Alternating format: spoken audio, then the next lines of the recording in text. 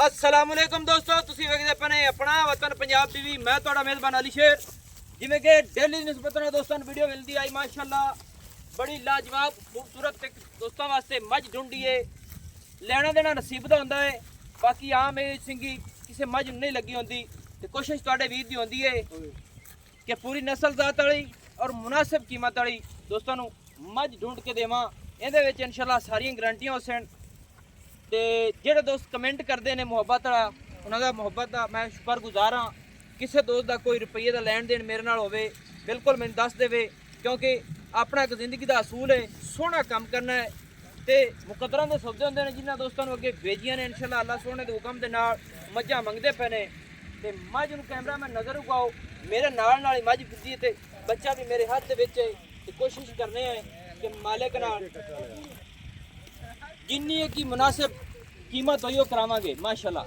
कटन निके अगर साइड तरह मझ भी खा ली फिर कटन दी तुहाडी इंशाअल्लाह क्लियर कराने हैं दोस्तों। इत्थे मझ दी सिंगी दा वाल वेख लेना है ते कट्ठ दे विच ही लई फिरदी है और मेरे ख्याल नाल अद्धी शटांक दी सिंगी होनी है। बिल्कुल कंडे दे रख ते अल्लाह ताला इनू वक्त लावे चेक कर लेना कि बिल्कुल शटांक दी सिंगी माशाअल्लाह एक रंग स्याह काली है ते बरीक पतली माशाअल्लाह। इनू आखदे ने नीली दी कूंज। गर्दन मझ दी 2 हथ लंबी, दुन्नी कोड़ी का निशान ही नहीं माशाअल्लाह ते वलैत तक लंबी।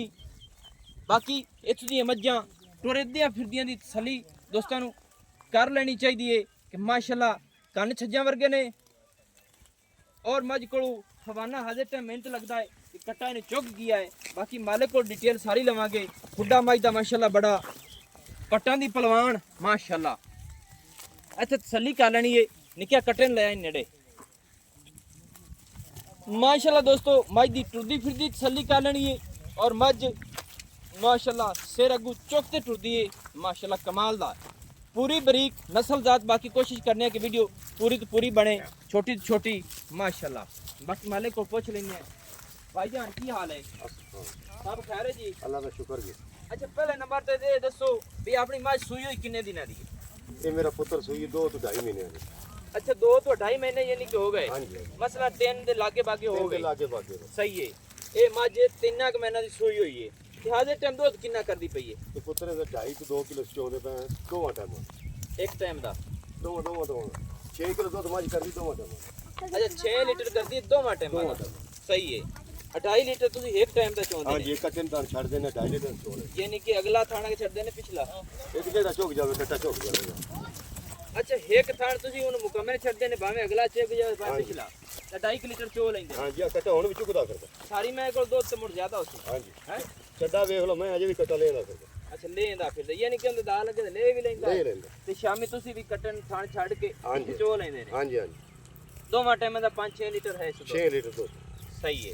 कटन थान छड़ दे छड़ एवें ही इंदी दोवें टाइम दा इतना दूध देना इंशाल्लाह सही है, क्योंकि गारंटी जेडी होंदी है चंगी होंदी। मज गप्पड़ नहीं होई। नहीं गप्पन नहीं ना दिन गप्पन हो जानी बड्डा हो जानी। अच्छा ये नहीं कि कणकां दे दिनां दे विच 2-3 दिन हो गए बोली सारा टाइम लगा कणक दे। अच्छा कि मैं अज बोली है ते तुसी कराई नहीं कराई नहीं हुन तो फिर 21 दिन तो बाद बोलेगी। हां जी सही है माशाल्लाह। ते नस्ल जात मज दी चंगी है? चंगी चंगी सही हो गया। नस्लदार सुआ कितना सुई हुई है? ये सुबह जी मेरे को सूसी हुन 3 सूसी यानी कि हुन गब्बण होई तो सूसी ना। हां जी 3 हुन सूसी 2 सुबह मेरे को सूसी दुए दे विच यानी कि फिरदी है त्रिए चगे गब्बण होसी। हां जी गब्बण होई ते फिर ही ना सूसी ना 3 सुबह सूसी। हां जी 3 हुन सूसी सही है माशाल्लाह। कितने सीधी पदी तो या कैमरे दे विच चढ़ू हालांकि नहीं कैमरामैन ओ थोड़ी मज नहीं आप कर निकल आई करो। अच्छा जनाब मज को 6 लीटर दूध हो गया गब्बण नहीं कराई है यानी कि हुन हो जासी। अब बोली पुत्र मैं कराई को नहीं 3 महीने दी सूई हुई थल्ले कट्टा है मैच दे 3 दिन ही ढाइयां दो होंदी है यार 3 दी लाल है 3 दी लाल है बच्चा क्योंकि मोड़े इत्थों दे जेड़े तुस दूध छड़ देने उनके मुताबिक ते 2.5 दा 3 दा लगदा पे कट्टा। हां जी अच्छा मज जेडी ना तीसरा सुआ हुन गब्बण होई सूसी ने ते दूसरे च दूसरे मेरे घर सोई तीसरा पिछे किदे ਲਈ के घर दी है? घर दी दोसरे घर चोई है। हां जी एवें हां जी अच्छा दूध अपनी मज एवें भाड़े पट्ठे ते कितना करती थी? ये जिसे सुई है ना हाँ असल बच्चा इना में चोंद रहा दोवां टाइम दा अरमान सुकून 14 किलो।